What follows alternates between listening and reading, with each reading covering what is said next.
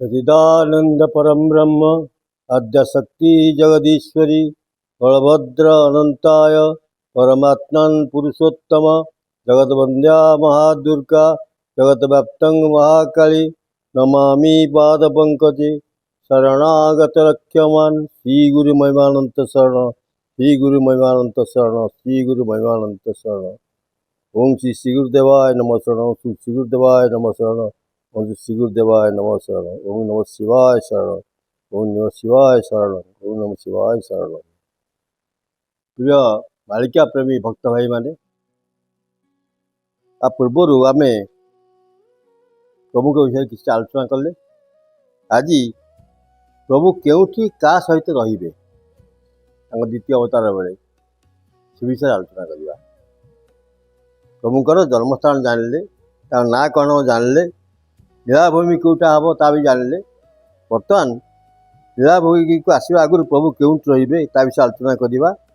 तापर प्रभु आसी कौट रही सारापर क्या सहित रे आलोचना करवा। आस्ते आस्ते विभु भाई पद्मकल्पर 32 अध्याय देखिले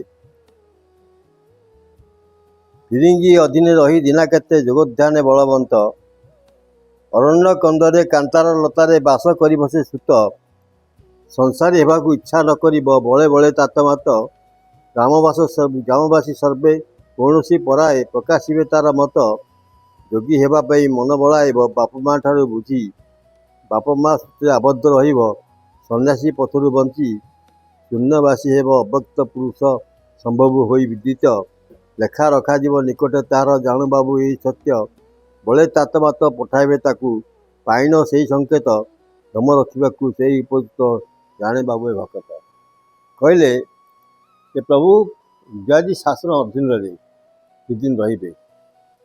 प्रभु जन्म 1937 मसीह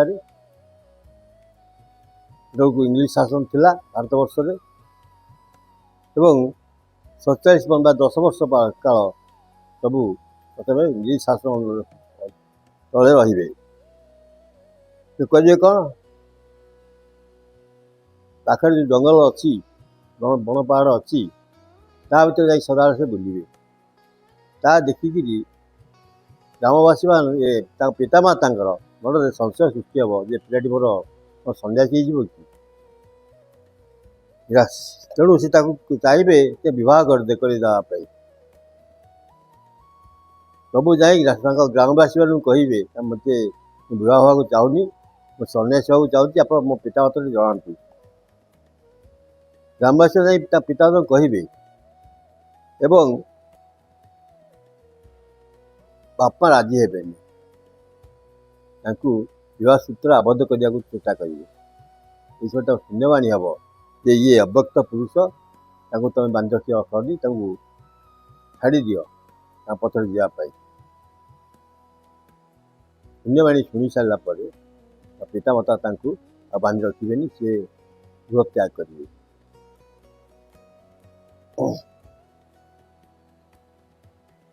केबे सी जीवे छाड़े भविष्य मालिका शिशु अनंत लिखिं सन 1367 हेब प्रभु को शक्ति संचार हो 1367 साल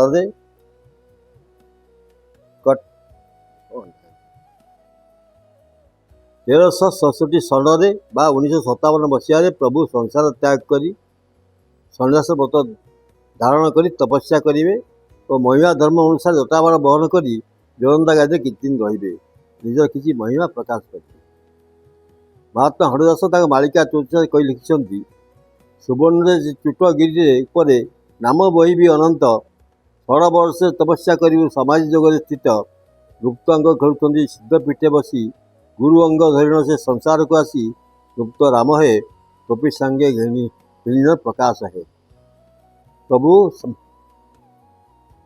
जोरंदा पीठ में समस्त काल तपस्या करवा समस्त रे एवं जड़े गोपी द्वापर जड़े गोपी सांगे पाखे रे किए जिते रामचंद्र जपरी सबरी माँ किसिंदा को जावाई रास्ता देखी ବା ସୂର୍ଯ୍ୟଙ୍କ ପାଖକୁ ଯିବାକୁ ରାସ୍ତା ଦେଖାଇ ଦେଇ ଲୀଳା ସମ୍ବରଣ କରିଥିଲେ ଏବଂ ମୁକ୍ତି ଲାଭ କରିଥିଲେ। ସେହିଭଳି ଜଣେ ପ୍ରଭୁଙ୍କର ଭକ୍ତ ଜଣେ ଦ୍ୱାପରର ଜଣେ ଗୋପୀ ଯେ ବୃଦ୍ଧ ମାତା ତାଙ୍କର ଯାହା କର୍ତ୍ତବ୍ୟ ଥିଲା ପ୍ରଭୁଙ୍କ ପାଇଁ ତାକୁ ସେ ସାରି ଲୀଳା ସମ୍ବରଣ କରିଥିଲେ। ତାକୁ ସେ ପ୍ରଭୁଙ୍କ ଠାରୁ ଆଶୀର୍ବାଦ ପାଇକିରି ନିଶ୍ଚିତ ଭାବରେ ମୋକ୍ଷ ଲାଭ କରିଥିଲେ। ସେହି ସନ୍ନ୍ୟାସ ଧର୍ମ ପାଳନ କଲାବେଳେ ପ୍ରଭୁ ମହିମା ଧର୍ମ ଅନୁଯାୟୀ କ୍ରିୟାକର୍ମ କରିଥିବେ। ତେଣୁ ମହାତ୍ମା ହାଡ଼ୁଦାସ ପରପଦରେ ପୁଣି ଲେଖିଛନ୍ତି, ଘର କଳି ଦେଖି ପ୍ରଭୁ ଗୁପତେ ପ୍ରକାଶୀ, ଘରେ ଘରେ ବୁଲୁଛନ୍ତି ହୋଇଣ ସନ୍ନ୍ୟାସୀ, ହେନ ସର୍ବେ ହେ ଘଟଣା କଳିକି ରୂପ ଏବେ ହେ। ପ୍ରଭୁ ଘୋର କଳିକି ଦେଖିକିରି ଗୁପ୍ତ ନିଜକୁ ପ୍ରକାଶ କରିଛନ୍ତି, ତାକୁ ଜଣେ ତାଙ୍କ ନିଜ ପରିଚୟ କାହାକୁ ଦେଇନାହାନ୍ତି ଏବଂ ମହିମା ଧର୍ମର ନୀତି ଅନୁସାରେ ସବୁ ଘରେ ଘରେ ବୁଲୁଛନ୍ତି, ଭିକ୍ଷା ଗ୍ରହଣ କରୁଛନ୍ତି ଏବଂ ସେଥିପାଇଁ କହୁଛନ୍ତି ହରିଦାସ ଯେ ଇଏ କଳ୍କି ସ୍ୱରୂପର ଗୋଟେ ଘଟଣା, କଳ୍କି ରୂପର ଗୋଟେ ଲୀଳା। ପ୍ରଭୁ ସିଦ୍ଧପୀଠରେ କିଛି ବର୍ଷ ତପସ୍ୟା ରହିଲା ପରେ ଗୁପ୍ତ ଖଣ୍ଡଗିରିରେ ଅନନ୍ତ ମହିମାଶାଳୀ ନାମ ବହନ କରି ରହିବେ। ଅନ୍ୟ ବିଷୟ ତଥ୍ୟ ଆଲୋଚନା କରିବା ପୂର୍ବରୁ ପ୍ରଭୁଙ୍କ ରହିବା ସ୍ଥାନ ଗୁପ୍ତ ଖଣ୍ଡଗିରି, ଏକାମ୍ର ବନ ବା ଅମରାଦିପୁର କେଉଁଠି ତାହା ଆଲୋଚନା କରିବା। ଏକାମ୍ର ବନ କେଉଁଟା ତା ବିଷୟରେ ପ୍ରଥମେ ଆଲୋଚନା କରିବା। ମାଳିକା ବିଷୟରେ ଲେଖିଥିବା ଅଧିକାଂଶ ଲେଖକ ଗୁପ୍ତ ଖଣ୍ଡଗିରିକୁ ଖଣ୍ଡଗିରି ପାହାଡ଼ ଏବଂ ଏକାମ୍ର ବା ଏକାମ୍ର ବନକୁ ଭୁବନେଶ୍ୱର ବୋଲି ବର୍ଣ୍ଣନା କରୁଛନ୍ତି। କିନ୍ତୁ ପଞ୍ଚସଖା ମହାତ୍ମା ଭୀମ ଭୋଇ ଅନ୍ନଭକ୍ତି କର୍ମୀମାନେ ମହିମା ଗୋଷ୍ଠୀ ଯେଉଁ ବନରେ ରହି ନିଜ କ୍ଷୀର ଫଳମୂଳ ଖାଇ 14 ବର୍ଷ ତପସ୍ୟା କରିଥିଲେ ଓ ପୁଣି ଯେଉଁ ବନରେ ବା ସ୍ଥାନରେ ତାଙ୍କର ଦ୍ୱିତୀୟ ଅବତାର ବେଳେ ରହିବେ, ବ୍ରହ୍ମଧୂଳି ପକାଇବେ, କଳ୍କିଳା ବେଳକୁ ପ୍ରକାଶିତ ହେବେ, ସେହି ବନକୁ ଏକାମ୍ର ବନ ବୋଲି ପ୍ରମାଣ ଦେଇଛନ୍ତି। ତା ଛଡ଼ା ଖଣ୍ଡଗିରିରେ ପ୍ରଭୁଙ୍କର ବହୁ ଭକ୍ତ ଗୁପ୍ତ ଭାବରେ ଲୀଳା ବେଳକୁ ଥିବେ। ସେଠାରେ ପହଞ୍ଚି ପ୍ରଭୁ ସେମାନଙ୍କୁ ଦର୍ଶନ ଦେବେ। ଭୁବନେଶ୍ୱର ଖଣ୍ଡଗିରି ପ୍ରଭୁ ଆସିବେ ସେଠିକି ଦୁଇଥର, ଲୀଳାର ଆରମ୍ଭ ବେଳେ, ଲୀଳାର ଶେଷ ବେଳେ। ପ୍ରଥମେ ଆସିବେ, ଗୁପ୍ତ ଭକ୍ତମାନଙ୍କୁ ଦର୍ଶନ ଦେବେ ଓ ତାଙ୍କୁ ଧରି ସିଏ ଶ୍ରୀକ୍ଷେତ୍ରକୁ ଯିବେ। ଦ୍ୱିତୀୟ ଥର ସରିଲା ପରେ ଆସିବି ତାଙ୍କ ସ୍ୱରୂପ ପ୍ରକାଶ କରିବେ ଏବଂ ଯେତେ ଗୁଡ଼ିଏ କଳିକି ଅବତାର ଯେତେବେଳେ ଥିବେ ପାଖରେ ସେମାନେ ପ୍ରଭୁଙ୍କୁ ଚିହ୍ନେଇବେ ଅନ୍ୟମାନଙ୍କୁ ଯେ ଏଇ ହେଉଛନ୍ତି ପ୍ରକୃତ ପ୍ରଭୁ, ପ୍ରକୃତ କଳିକି ଅବତାର। ମହାପୁରୁଷ ଅଚ୍ୟୁତାନନ୍ଦ ଅନାଦି ସଂହିତା 10ମ ଅଧ୍ୟାୟ 24 ପଟଳ 6ଠ ପଟଳରେ ଓ ପରମ ସଂହିତା 88 ପଟଳରେ ଏକାମ୍ର ବନ ବା ଏକାମ୍ବର ବନ କେଉଁଠି ଅଛି ତାର ପ୍ରମାଣ ଦେଇଛନ୍ତି। ଏହି କପିଳାସ ନିକଟରେ ଏକାମ୍ବର ବନ ମଧ୍ୟରେ ଖଣ୍ଡ ପର୍ବତରେ ଆନନ୍ଦ ଶାସନ କଲେ ଶ୍ରୀଗୁରୁ ନାରାୟଣ। ଅନାଦି ସଂହିତାରେ ଲେଖିଲେ ଅଚ୍ୟୁତ। ପୁଣି 64 ପଟଳ 6ଠ ପଟଳ ଲେଖିଲେ କ'ଣ? ବିଶ୍ଵଳ ଦେଶ କପିଳାସ ଏକାମ୍ର ବନ ପରକାଶ 14 ବର୍ଷ ତହିଁରେ ଘୋରି ଥିବୁ ଗୁପତରେ କ୍ଷୀର ନୀର ଆହାର କରି ସୁଖେ ସାଧିବୁ ବସୁନ୍ଧରି ପୁଣିଏ ବ୍ରହ୍ମାଣ୍ଡେ ଭମ୍ବିବୁ ଭକ୍ତଙ୍କୁ ଉପଦେଶ ଦେବି। ତାପରେ ପରମ ସଂହିତାରେ ପୁଣି କ'ଣ ଲେଖିଲେ ଅଚ୍ୟୁତ? ଏ କପିଳାସ ଗିରିକନ୍ଦେ ଆମ୍ଭେ ସାଧିଲୁ ନିତ୍ୟ ସାଧ୍ୟେ 12 ବର୍ଷ ଫଳମୂଳ ଭକ୍ତିଲୁ 12 ବର୍ଷ ଜଳ। ତିନୋଟି ଗ୍ରନ୍ଥରେ ଅନାଦି ସଂହିତା 24 ପଟଳ ମାଳିକା ଏବଂ ପରମ ସଂହିତା ତିନୋଟି ଗ୍ରନ୍ଥରେ ପ୍ରମାଣ ଦେଲେ ଅଚ୍ୟୁତ ଯେ କପିଳାସ ହେଉଛି ଗୁପ୍ତ ଆପଣଙ୍କ ପାଖରେ ଯେଉଁ ବନ ଅଛି ତାହା ହିଁ ଏକାମ୍ବର ବନ। ସେଇଠି ପ୍ରଭୁ ତାଙ୍କ ଦ୍ୱିତୀୟ ଅବତାର ବେଳେ ନିବାସ କରିବେ।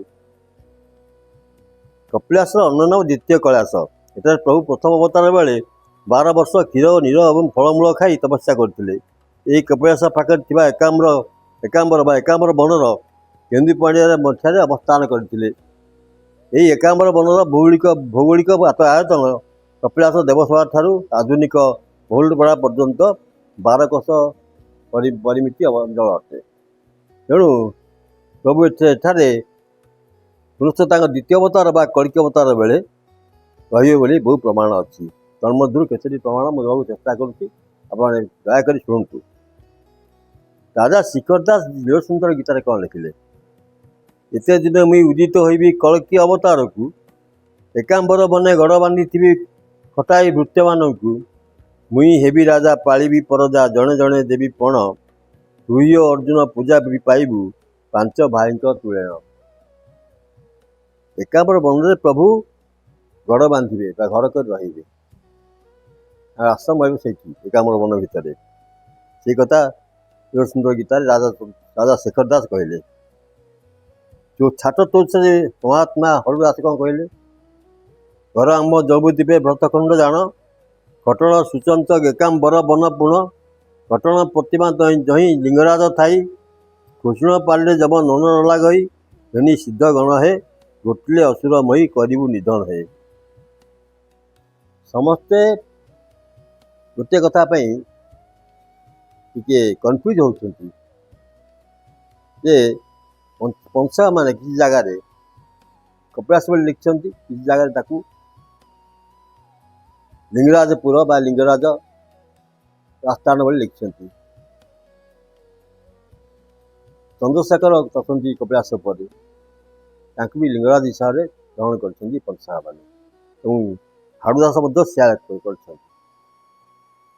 कहले कौन कहीं मुझे घोषण पाले जब नंद रला गई घेनी संगे सिद्ध गण गोटिले असुरमयी करू संधिधन सिद्ध गण मान सांगे नहीं सिद्ध क्या पाखे थे आज्ञा 64 सिद्ध महिला घोषण कर क्या पाखे नहीं पाखर 64 महंत थे सिद्ध थे महिला घोषण पाखे से माने पुनर्जन्म लाभ कर प्रभु द्वितीय अवतार बेले पाखे रही प्रमाण देते हाड़ुदास तेणु एकांबर वन कथा पुनर्बार से कथा कहले हाड़ुदास कहले प्रभु एकांबर वन में घर कर आश्रम कर एकांबर वन जहाँ कहते अच्युत हाड़ुदास से कहले महात्मा हाड़ुदास प्रभु कलिक अवतार 64 सिद्ध मान धरी एकांबर वन रही लिखिं कपिलास पर्वत प्रभु शिवंकर द्वितीय आस्थान से वर्षर 6 मास रही बाकी 6 मास कैलाश रहती बोली भक्त को विश्वास पुरी महाराजा स्वप्नाश पाई सेटा तपस्या कर रोगमुक्त होलू शिवलिंग मंदिर प्रतिष्ठा कर तेणु महात्मा हाड़ुदास और अन्य भक्ति मैंने एटा शिवलिंग को लिंगराज बोली उद्बोधन देती एकाधार एकांबर वन लिंगराज दुईटी नाम अधुना भुवनेश्वर सहित संपर्क थी समस्ते कन्फ्यूज होती जापार कौटा कौन आम जदि आगु दुई जो उदाहरण अच्युतर ताकू अनुधान करवा आपंकर कौन मन में कन्फ्यूजन रहा जापारे कौटा कौन पुणी रससागर गीतार सप्तम अध्याय लिखाई अनंत जुग खेल ही ए खेल न जाने कही अनंत जुग खेलते सत्य प्रकाश ए जगते से जुगे कल्की बेश जातमु हेबी ब्रह्मांड रे जन्म हो गुप्त थी एकाम्र धूणिस्थापी कहीं भेट हम जाई भक्तगण संगे थाई सबू एकाम्र वन में आश्रम भक्त मान सहित थे एक प्रमाण देले पुणी तार द्वितीय अध्याय कौन लिखिले आउ थे महापातक है मही विजय प्रभु भावग्राही अनंत विजय धरणी कपिला स्वर्गमत जानी तपस्या करने को पूर्ण विजय एकांबर वन से देले पुणी रससागर गीतार द्वितीय अध्याय आउ थे तेणु ताकू आम मैंने ग्रहण करा उचित मो मत आप भावपार जहाँ पंसा कहते जहाँ सत मैंने ग्रहण करा उचित बाबा नारायण चौतीसा नारायण दास रोचती महिमाशाली जड़े अनन्य भक्त बहुत गुड़े भजन चौतीसा इत्यादि लिखि जाइए विषय किसी भविष्यवाणी कर गोटी रही त्रिपुर मध्य घटन रूप गोटी धरी घेनी निज रूप होती गोप्य घनश्याम शून्य बिहारी सुजने घर एकांबर वन रे ଅକ୍ଷମାଳା ଦେଉ ଉତରାଇ ରଖିଛନ୍ତି କପିଳାସ କନ୍ଦରେ। ପ୍ରଭୁ ଯେଉଁଠି ତପସ୍ୟା କରୁଥିଲେ ମହାମା ଗୋସ୍ୱାମୀ କପିଳାସ ଦେବସଭାରେ, କପିଳାସ ପର୍ବତ ଶିଖରରେ ଗୁମ୍ଫା ଭିତରେ ରହି ତପସ୍ୟା କରୁଥିଲେ। ତାଙ୍କ ତପସ୍ୟା ସରିଲା ବେଳେ ପରେ ତାଙ୍କ ଯେଉଁ ଅକ୍ଷମାଳା ପିନ୍ଧିଥିଲେ ତାକୁ ସେଇଠି ଉତ୍ତର ରଖିଦେଇଥିଲେ।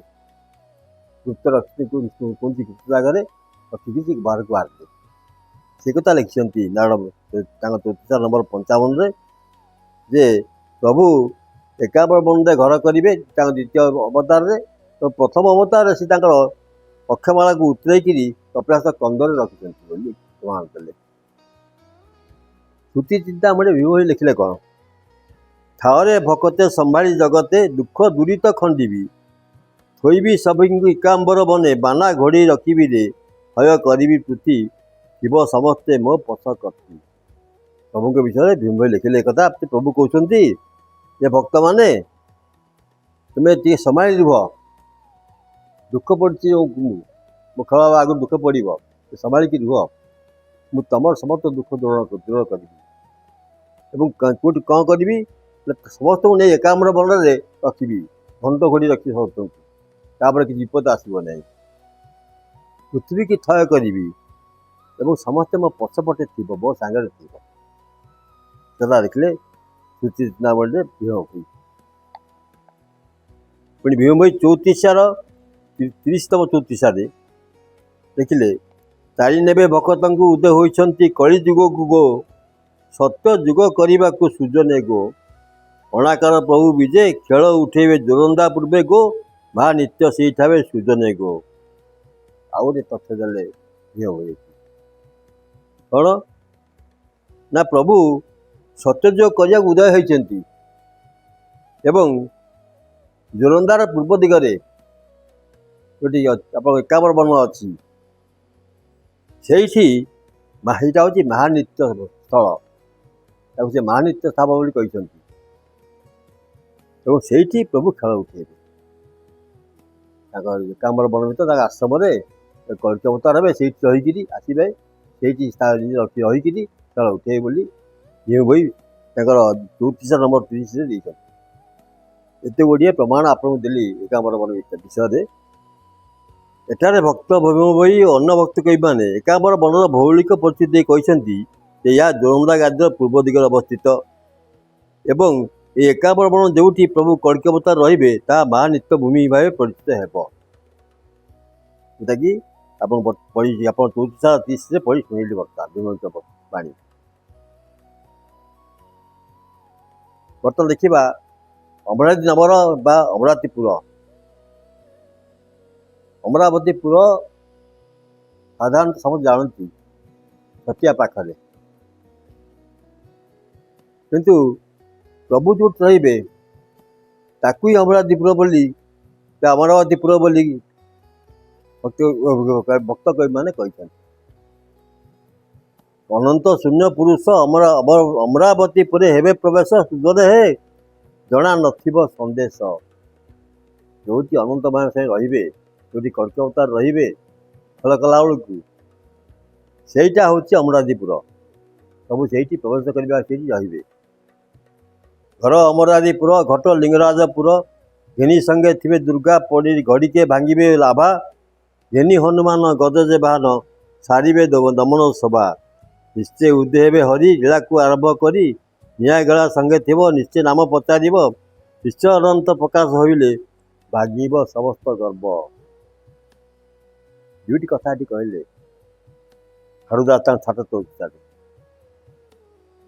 ପ୍ରଭୁଙ୍କର ଗୃହ ବାସସ୍ଥାନ ଅମରାବତୀପୁର ହେବ, ଯାହାକି ଜୟକୃଷ୍ଣ ତାଙ୍କ 34 ଆଗରୁ ପୂର୍ବରୁ କହିଲି ମୁଁ। ଯାହା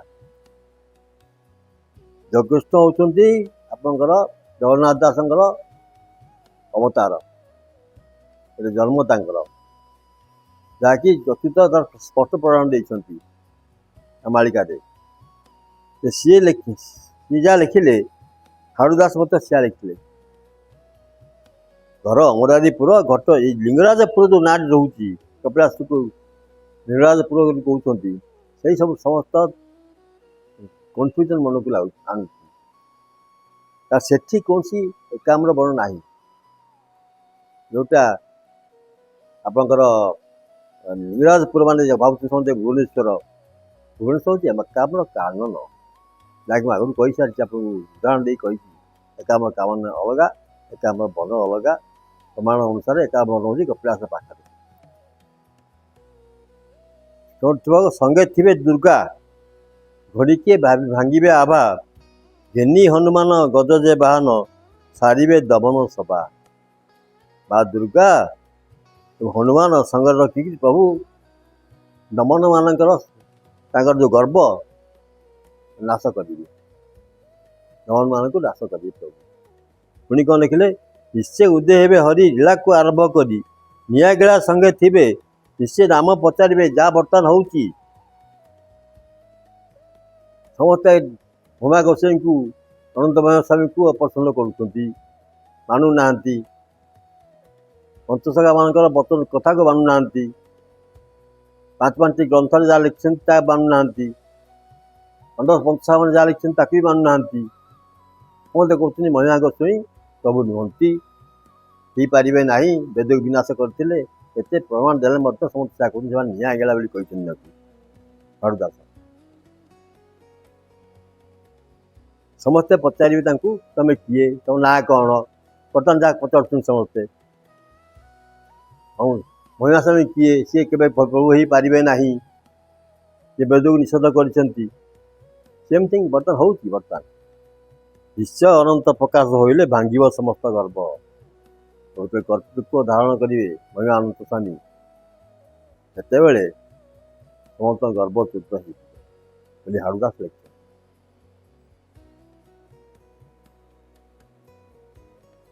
ତେଣୁ ପ୍ରଭୁ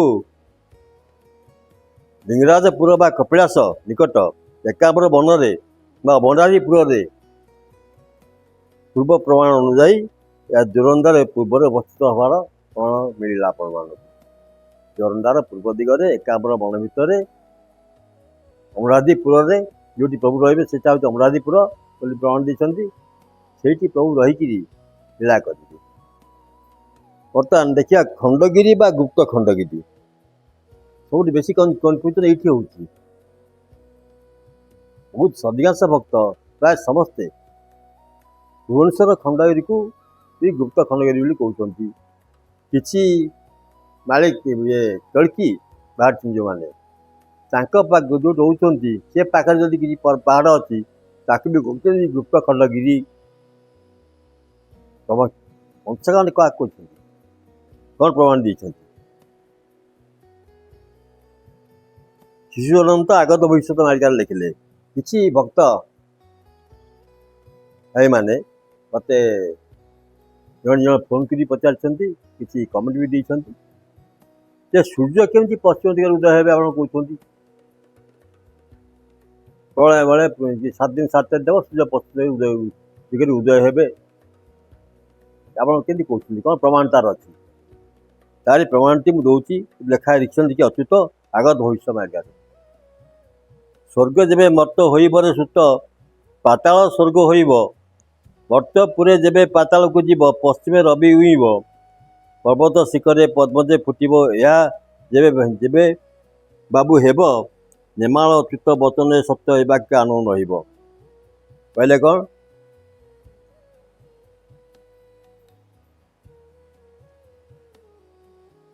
ଅଚ୍ୟୁତଙ୍କର ବାକ୍ୟ ଅସତ୍ୟ କେବେ ହେଲେ ହବନି। ସେ କହୁଛନ୍ତି ସ୍ୱର୍ଗ ମର୍ତ୍ତ ହେଇପାରେ, ପାତାଳ ସ୍ୱର୍ଗ ହେଇପାରେ, ମର୍ତ୍ତପୁର ପାତାଳକୁ ଯାଇପାରେ, ପଶ୍ଚିମ ରବି ଉଇପାରେ, କିନ୍ତୁ ପର୍ବତ ଶାଖାରେ ମଧ୍ୟ ପଦ୍ମ ଫୁଟିପାରେ। ଏହାକୁ ଯେବେ ଏହା ଯେବେ ବାବୁ ହେବ, ନେମାଳ ଅଚ୍ୟୁତ ବଚନ ସତ୍ୟ ଏ ବାକ୍ୟ ଆନନ୍ଦ ରହିବ। ଏକଥା ଯେ ଘଟିବ, ବର୍ତ୍ତମାନ ବହୁତ ଘଟିଲାଣି। ଗୁଡ଼ିଏ ଆପଣଙ୍କର ପର୍ବତ ଶିଖରରେ କଇଁ ଫୁଟିଲାଣି, ଅକାଳରେ ନିମ୍ବ ଆପଣଙ୍କର ନିମ କଢ଼ି ଉଡ଼ିଲାଣି, ଆପଣଙ୍କର ଆମ୍ବ କଢ଼ି ଶଶି ଧରିଲାଣି, ବଉଳ ଧରିଲାଣି ଗଛ। ତାକୁ କହିଲେ ଏଇ ଯେଉଁ ଜିନିଷ ହବ ନେମାଳ ଅଚ୍ୟୁତ ବଚନ ଯେ ସତ୍ୟ ଏ ବାକ୍ୟ ଆନ ନହିବ। ଅଚ୍ୟୁତଙ୍କର ଏସବୁ ବାକ୍ୟ କେବେ ଆନ ହେବନି। ଆପଣଙ୍କୁ ପରବର୍ତ୍ତୀ ଅଧ୍ୟାୟରେ କିଛି ଅଧ୍ୟାୟରେ ଆପଣଙ୍କୁ ଦେବି ମୁଁ ସ୍ପଷ୍ଟ ପ୍ରମାଣ ଦେବି। ଏ ଯେଉଁ ଘଟଣାଟି ଘଟିବ ଇଏ ଆପଣଙ୍କର ଲାଷ୍ଟ ଯେଉଁ ପ୍ରଳୟ ଲୀଳା ହେବ ସେତେବେଳେ ଯେଉଁ ଉଲ୍କାପିଣ୍ଡ ପଡ଼ିବ ପୃଥିବୀ ପୃଷ୍ଠରେ, ପୃଥିବୀ ଗୋଟାଏ ନଇଁ ପଡ଼ିବ। ନଇଁ ପଡ଼ିଲା ଯେତେବେଳେ ସୂର୍ଯ୍ୟ ପଶ୍ଚିମ ଦିଗରେ ଅସ୍ତ ହେଇଯିବେ, 7 ଦିନ ପରେ ଉଦୟ ହେବେ ଏ ପଶ୍ଚିମ ଦିଗରୁ। ଦିଗର ପରିବର୍ତ୍ତନ ହେଇଯିବ ପୃଥିବୀର। ତେଣୁ ସେଇ ଘଟଣାଟିକି ସେତେବେଳେ 7 ଦିନ 7 ରାତି ଅନ୍ଧାର ବି ହେବ ମୁଁ କହିଛି ଆଗକୁ। ସୂର୍ଯ୍ୟ ପଶ୍ଚିମ ଯେଉଁଟା ବର୍ତ୍ତମାନ ପଶ୍ଚିମ ଅଛି ସେଟା ପୂର୍ବ ହେଇଯିବ, ସେଟା ବର୍ତ୍ତମାନ ପୂର୍ବ ଅଛି ଏଟା ପଶ୍ଚିମ ହେଇଯିବ। ଏଇ ହେଉଛି ତାର ସାରାଂଶ ଜିନିଷର। ତାହାতে ଆପଣ କଳିକଳା ଆଡ଼କୁ ଯିବା, ପ୍ରାଞ୍ଚଳା ଆଡ଼କୁ ଯିବା, ତାର ସ୍ପଷ୍ଟ ପ୍ରମାଣ ଆପଣଙ୍କୁ ଦେବି। କିନ୍ତୁ ଅଚ୍ୟୁତ ଯାହା କହିଛନ୍ତି ଯେ ଏସବୁ ହେଲେ ମଧ୍ୟ ମୋ ବାକ୍ୟ କେବେ ଆନ ହେବ ନାହିଁ। ପଶ୍ଚିମ ଦିଗରେ ରବି ଉଇଁବେ, ବର୍ତ୍ତପୁର ପାତାଳକୁ ଯିବ। ବହୁତ ଜାଗାରେ ଭୂମି ସ୍ତର ତଳକୁ ଖସିଯିବ, ଦବିଯିବ, ପାଣି ତଳେ ଦବିଯିବ, ନୂତନ ପୃଥିବୀ ସୃଷ୍ଟି ହେବ ଲେଖା ହେଇଛି। ତେଣୁ ତାକୁ ଆମେ ଅନର୍ଥ ରହୁଛେ ଯେ ଇଏ ହେଇପାରେ, ସିଏ ବି ହେଇପାରେ, କିନ୍ତୁ ଅଚ୍ୟୁତଙ୍କ ବଚନ ଆରମ୍ଭ ହେବ ନାହିଁ। ତା ଭିତରେ ଇଣ୍ଟରନାଲ ମିନିଂ ଅଛି ଆଜ୍ଞା। ହବ ହେଲା ବେଳେ ଆପଣଙ୍କର ପଶ୍ଚିମ ଦିଗରୁ ସୂର୍ଯ୍ୟ ଉଇଁବେ। ଯେଉଁଟା ଆମେ ପଶ୍ଚିମ ଦିଗ ବର୍ତ୍ତମାନ କହୁଛେ ସେଇଠି ସୂର୍ଯ୍ୟ ଉଇଁବେ। ପଶ୍ଚିମଟା ପୂର୍ବ ହେଇଯିବ, ପୂର୍ବଟା ପଶ୍ଚିମ ହେଇଯିବ। ଆସନ୍ତା ଅଧ୍ୟାୟରେ ଆମମାନେ ଖଣ୍ଡଗିରି ବା ଗୁପ୍ତ ଖଣ୍ଡଗିରି କୋଉଟା ତାର ପ୍ରମାଣ ଦେଖିବା ଏବଂ ଅନ୍ୟ କିଛି ତଥ୍ୟ ମଧ୍ୟ ଆପଣଙ୍କୁ ମୁଁ ଦେବି। ଜୟ ଜଗନ୍ନାଥ, ଜୟ ପଞ୍ଚସଖା।